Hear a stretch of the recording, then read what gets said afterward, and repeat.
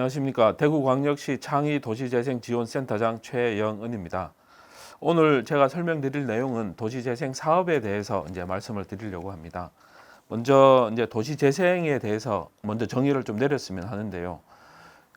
법률에 보면은 도시재생은 인구의 감소, 산업구조의 변화, 도시의 무분별한 확장, 주거환경의 노후화 등으로 쇠퇴하는 도시를 지역 역량의 강화, 새로운 기능의 도입 창출, 지역 자원의 활용을 통해서 경제적, 사회적, 물리적, 환경적으로 활성화시키는 것이라 그렇게 법률에 정의가 되어 있는데요. 이게 사실 조금 어렵습니다. 그래서 이거를 간단하게 말씀을 드리면은 도시재생이란 쇠퇴하는 도시를 활성화시키는 것이라고 이제 정의를 내릴 수가 있습니다. 그러면 어디를 대상으로 이제 도시재생이 필요한가에 대해서는 도시 쇠퇴 지수라는 것을 활용을 합니다. 도시 쇠퇴 지수는 인구가 감소하는 곳, 그리고 그 지역의 사업체 수가 얼마만큼 감소했냐, 그리고 생활 환경의 악화, 즉 오래된 주택들이 얼마나 많은가를 따져가지고 도시가 쇠퇴하고 있다, 그리고 쇠퇴하지 않는다라는 걸 판단을 하는데요. 그래서 만약에 이러한 지표들을 가지고 도시가 쇠퇴한다라고 판정이 되면 이제 계획을 수립하고 사업을 이제 진행을 하는 절차를 수립합니다. 도시재생 추진 절차는 먼저 국가에서 이제 도시재생 기본 방침이라는 큰 이제 아웃라인이 있고요. 그리고 각각의 이제 도시마다 도시재생 전략 계획이라는 것을 도시 차원에서 수립을 합니다. 그리고 지역에서는 도시재생 활성화 계획을 이제 수립을 하고 그 계획 범위 안에서 이제 도시재생 사업 대상지가 선정이 되고 이제 사업이 진행이 되는 그러한 절차들을 이제 거치게 되는데요. 도시재생에 있어서 참여하는 주체가 누구인가를 살펴보면 크게 이제 5개의 이제 유형으로 나눌 수가 있습니다. 첫 번째, 주민들이 있고요. 주민은 어떻게 됐든 이제 사업의 가장 큰 주체라고 볼 수가 있습니다. 그래서 주민은 이러한 사업들 도시재생에 이제 관련된 활동이나 사업들이 이제 진행을 직접적으로 이제 수행을 하시는 그런 입장을 갖고, 그리고 주민협의체를 통해서 지방자치단체나 정부, 그리고 민간 투자자, 그리고 다른 주체들과의 이제 협력 체계를 구축을 하는 이제 그러한 내용들을 수행을 하고요. 지방자치단체가 있습니다. 이제 대구광역시나 이제 8개 구군이 될 수가 있는데요. 지방자치단체는 직접적으로 도시재생 사업의 시행 주체라고 이제 말씀을 드릴 수가 있고요. 그리고 일단은 도시재생 사업에 필요한 재원들을 담당을 한다라고 이제 말씀을 드립니다. 그리고 세 번째는 국가가 있습니다. 정부라고 볼 수가 있는데요. 정부는 도시재생에 대한 정책과 제도를 마련을 하고 도시재생 기술이라든가 기법을 개발해서 보급을 한다. 그리고 무엇보다도 이 도시재생에 필요한 재원들을 부담한다. 이제 하는 이제 이러한 역할들이 있습니다. 그리고 네 번째는 민간 투자자라든가 이제 기업이 있다고 볼 수가 있는데요. 이제 지방자치단체와 이제 정부의 도시재생 사업들을 이제 제안을 하고 도시재생 사업을 시행을 하는 데 있어서 한 윤활유 역할을 하는 이제 이러한 부분들이라고 할 수가 있습니다. 그리고 마지막으로 저희 창의도시재생지원센터와 같은 도시재생지원센터가 있습니다. 이 저희 도시재생지원센터는 이러한 모든 이제 도시재생에서 활동하는 데 있어서 하나 가이드 역할을 하는 이제 이러한 역할들을 한다라고 볼 수가 있는데요. 주민 교육 프로그램들을 이제 개발하고 그리고 교육을 이제 실행을 하고 그리고 이제 계획을 수립을 하고 사업을 지원을 하는 데 있어서 하나의 많은 이제 도움이 되는 이제 이러한 역할들을 수행을 한다라고 말씀을 드리겠습니다. 그리고 직접적으로 도시재생 사업이 뭔가에 대해서 한번 말씀을 좀 드렸으면 하는데요. 도시재생 사업의 종류는 크게 세 가지로 이제 구분을 하고 있습니다.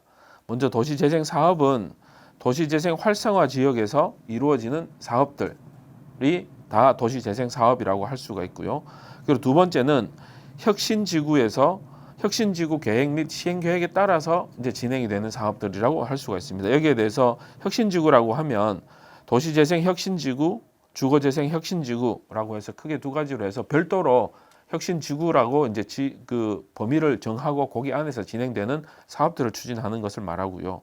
세 번째는 인정사업이라고 볼 수가 있는데, 인정사업은 첫 번째 말씀드린 도시재생 활성화 지역 바깥에서 이루어지는, 이거는 도시재생으로 인정할 수 있다라는 이제 그러한 사업들로 구분이 되는데요.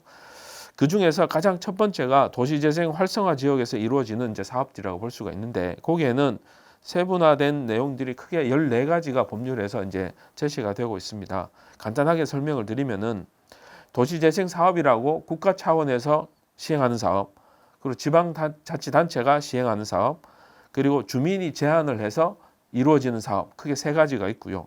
그리고 이제 각각의 개별 사업에 의해서 이루어지는 여러 가지 사업들이 있습니다. 예를 들어서 정비 사업이라든가 재정비 촉진 사업, 도시개발 사업, 역세권 개발 사업 등과 같은 이러한 사업들을 다 도시재생의 범위에 포함을 시켜 놓고 있습니다.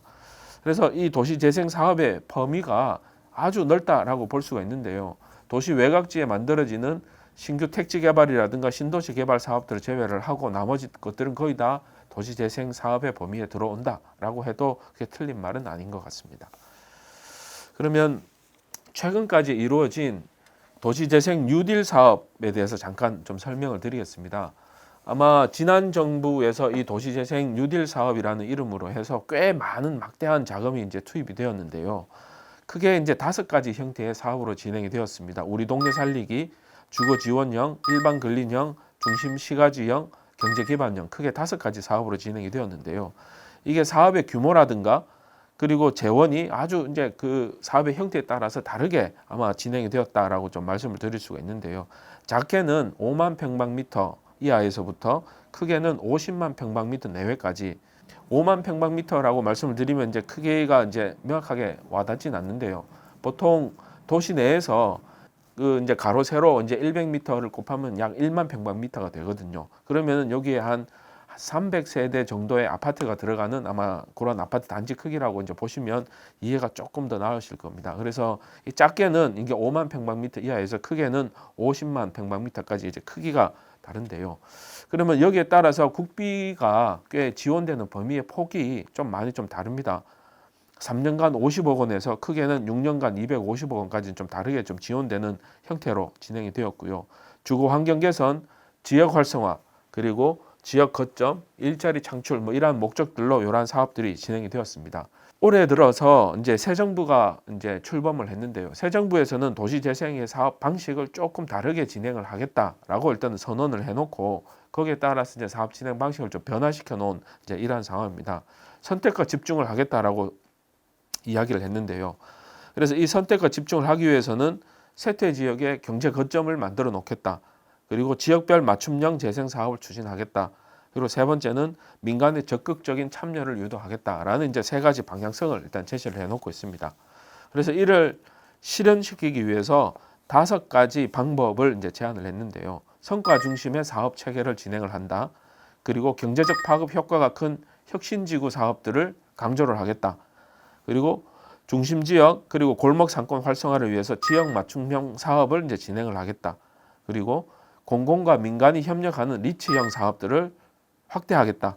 그리고 양질의 주택을 공급을 하겠다. 뭐 이렇게 제안을 하고 있는데요. 요거를 다시 한번 정리를 해보면 좀 전에 말씀을 드린 그 도시재생 뉴딜 지역에서는 5개의 유형의 사업이 있다고 말씀을 드렸는데요.